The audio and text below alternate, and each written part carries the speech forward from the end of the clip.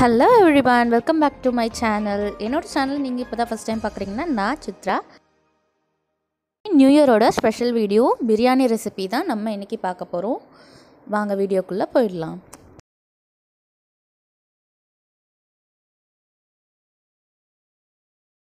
நான் வந்து 1 kg ரைஸில் பண்ணுறதுனால நான் இவ்வளோ பெரிய பாத்திரம் எடுத்திருக்கேன். பாத்திரத்தில் 200 ml ஆயில் ஊற்றிருக்கேன். இது வந்து ரீஃபைண்ட் ஆயில் தான். அது கூடவே 2 ஸ்பூன் கீ ஆட் பண்ணிக்கிறேன். ஒரு பெரிய டேபிள் ஸ்பூனில் தான் நான் கீ எடுத்திருக்கேன். இப்போது நம்ம ஸ்பைசஸ் எல்லாம் ஆட் பண்ணிக்கலாம். சமையல் ஸ்டார்ட் பண்ணுறதுக்கு முன்னாடி நான் வந்து சிக்கன் மேரினேஷன், அதுக்கப்புறம் வந்து அரிசி ஊற வைக்கிறது, இதை ரெண்டுத்தையும் முடிச்சுட்டேன். என்னோடய சிக்கன் மேரினேஷன் வீடியோ கிளிப் வந்து ஆக்சுவலாக அன்ஃபார்ச்சுனேட்லி வந்து மிஸ் ஆகிடுச்சு.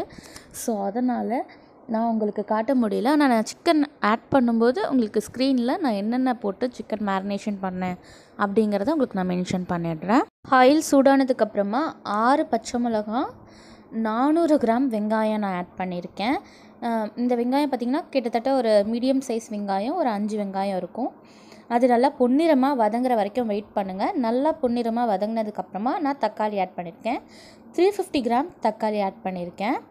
4 tablespoon ginger garlic paste add பண்ணுறேன்.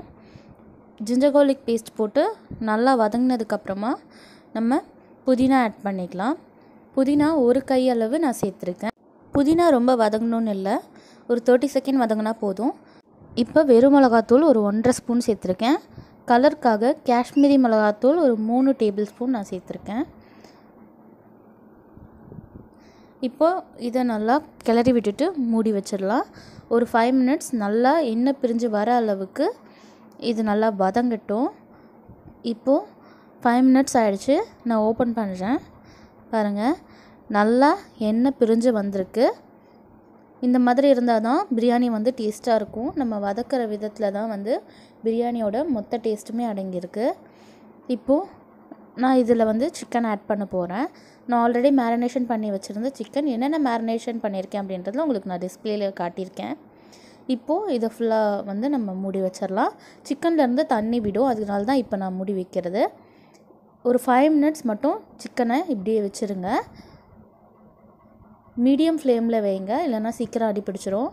பாருங்கள், நான் தண்ணியும் ஊற்றலை, ஆனால் சிக்கன்லேருந்து நிறைய தண்ணி வந்திருக்கு. இந்த தண்ணியை வந்து சிக்கன் வேகிறதுக்கு கரெக்டாக இருக்கும். எக்ஸ்ட்ரா எந்த தண்ணியும் நம்ம ஊற்ற தேவையில்லை. இப்போ இதில் வந்து அரிசி ஊற வைக்கும்போது நான் ஊற்றின தண்ணி ஒரு 4 கிளாஸ் கிட்டே இருந்துச்சு எனக்கு ஆக்சுவலாக.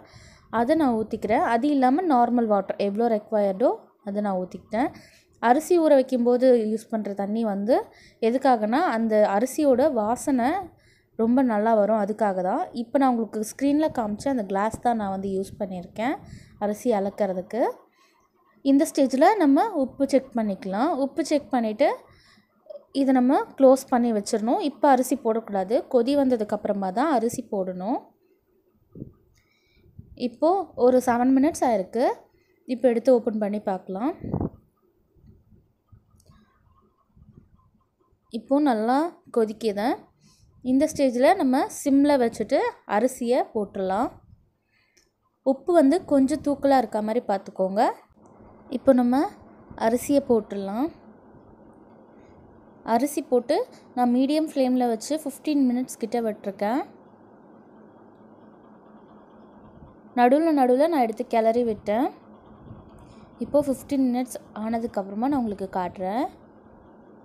பாருங்கள், தண்ணியும் அரிசியும் சம அளவு இருக்குது. இப்போ நம்ம தம் போடுறதுக்கு கரெக்டாக இருக்கும். இதை கிளறி விட்டுட்டு நான் இப்போ தம் போட போகிறேன். நான் வந்து எந்த ஒரு தோசைக்கல் அந்த மாதிரி எதுவும் யூஸ் பண்ணல, நார்மலாக தான் தம் போட போகிறேன். சிம்மில் வச்சுட்டு க்ளோஸ் பண்ணி மேலே வெயிட் வைக்க போகிறேன். இப்போ நான் ஃபுல்லாக சிம்மில் வச்சுட்டேன். க்ளோஸ் பண்ணி மேலே ஒரு கிண்ணத்தில் நார்மல் வாட்டர் வச்சுருக்கேன். தண்ணிக்குள்ளே வெயிட்காக நான் என்ன போடுறேன் அப்படின்னா, நம்ம பூண்டு இடிக்கிறதுக்கு வீட்டில் யூஸ் பண்ணுவோம் இல்லையா, அந்த கல்லை தான் வந்து நான் வெயிட்காக போட்டேன். ஒரு 15 மினிட்ஸ் கழித்து பாருங்கள், நம்ம பிரியாணி சூப்பராக ரெடியாக இருக்குது.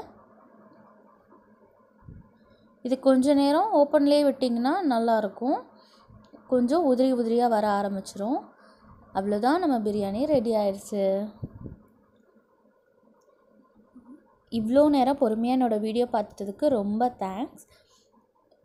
நீங்கள் இன்னும் நம்ம சேனலை சப்ஸ்கிரைப் பண்ணலாம், சப்ஸ்கிரைப் பண்ணிக்கோங்க. பக்கத்தில் இருக்க பெல் ஐக்கானையும் கிளிக் பண்ணி வச்சுக்கோங்க.